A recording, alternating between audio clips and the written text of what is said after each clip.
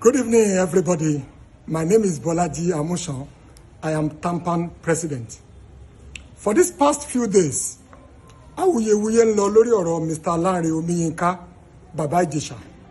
And as the president of TAMPAN, mo fún the National Director of Research and Documentation wa mo fún ní directive pé kó issue statement on behalf of TAMPAN láti condemn ìwà tí Baba Ijesha hù in totality, which we did.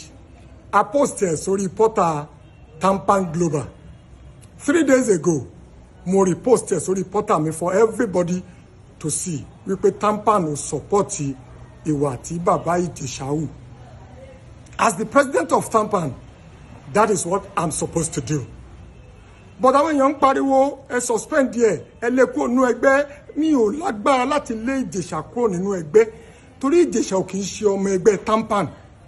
So ẹni tí ò kì í ṣe ọmọ ẹgbẹ́ mi, agbára wo ni mo ní láti sọ wípé kúrò ńbẹ̀? He's a colleague, he's an actor, he's an entertainer. Àìmọye ẹgbẹ́ ló dẹ̀ wà káàkiri. So kò ń ṣe ọmọ ẹgbẹ́ TAMPAN.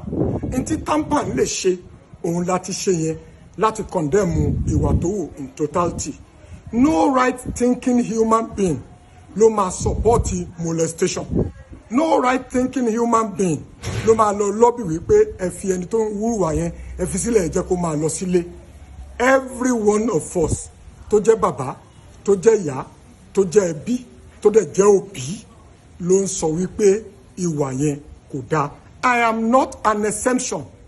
So because he's not my member, there is little I can do.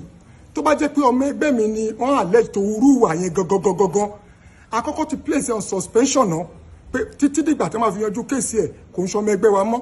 Tó bá yẹ ti convict ẹ̀ àbí wọ́n fi sílẹ̀, tó bá convict ẹ̀ a máa yọkọ̀ nínú ẹgbẹ́ wa.